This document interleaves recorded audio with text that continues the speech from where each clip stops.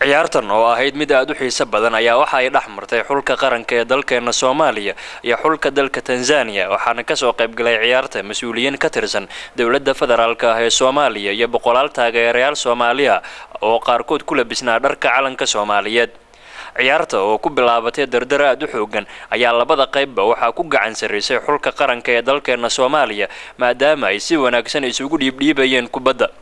qaybtii hore ee ciyaarta ayaa lagu kala nastay eber iyo eber iyadoo markii la isu soo laabtay qaybtii labaad ee ciyaarta ay xulka dalka Tanzania u suura gashay inay hal gool ku hubsadaan shabaqa xulka dalkeena Soomaaliya. safiirka Soomaaliya ee dalka Kenya mudane Maxamed Cali Nuur Americo agaasimaha guud ee wasaaradda adeegga bulshada ee xukuumadda federaalka Soomaaliya Aways Sheekh Xadaad iyo afayeenka maamulka gobolka Banaadir Maxamed Yuusuf Cismaan oo dhammaantood saxaafadda kula hadlay gudaha garoonka ayaa muujiyay dareen aad u wanaagsan iyagoo ciyaartii maanta ku tilmaamay mid ay aad ugu wanaagsanayeen xulka qaranka ee dalkeena Soomaaliya. kooxda qaranka kubadda cagta Soomaaliyeed waxay muujiyeen ciyaar wanaag oo ay si badan u ciyaareen inkastoo laga guuleystay hal iyo eber laakiin waxaa aad iyo aad ugu mahadcelinayaa jaalada Soomaaliyeed ee degan oo maanta muujisay wadanimadooda oo saarkaysaan meesha soo buuxi dhaafisay ciyaar dambe insha Allah waa guuleysanaynaa duleerada wixii nasiib ah oo halkeeda hase yeeshee ciyaarta ay soo bandhigeen xulka qaranka Soomaaliya ee kubadda cagta ee wiilasha waxay maanta ahayd level aan hore looga arkin يعني عيار هير سراء تكنيكالي واقع عيار في عنين هدي الله في شخصنا واقع عيار في عنين هدي الله في تيم واقع عيار في عنين حصيه شيء مر وحاجه يعني نصيبك كاهيليو ciyaartoyda Soomaaliyeed waxay soo bandhigeen ciyaar aad u wanaagsan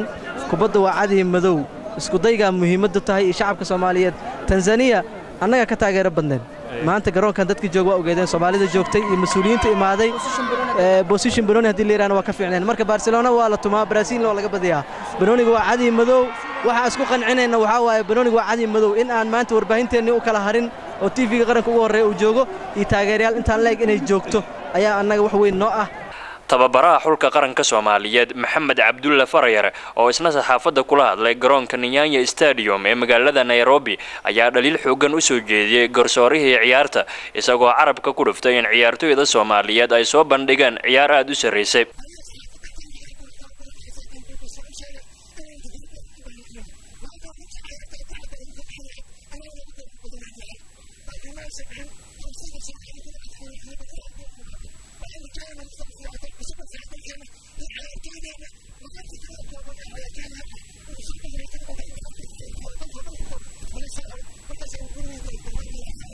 qaar ka mid ah taageerayaasha xulka qaranka ee dalkeena Soomaaliya kuna sugnaa garoonka kubadda cagta ee Nyaanya Stadium ayaa iyaguna dareen wanaagsan ka muujiyay ciyaartii maanta waxaana hadaladoodii ka mid ahaa goolka naga dhashayna wax nasiib ah bahati aanu arkaa ma ahan wax oo muxuu ahayd ciyaar xumo nooga dhashay aad iyo aad ugu faraxsanahay ciyaarta maanta galabta meesha aan ku soo bandhignay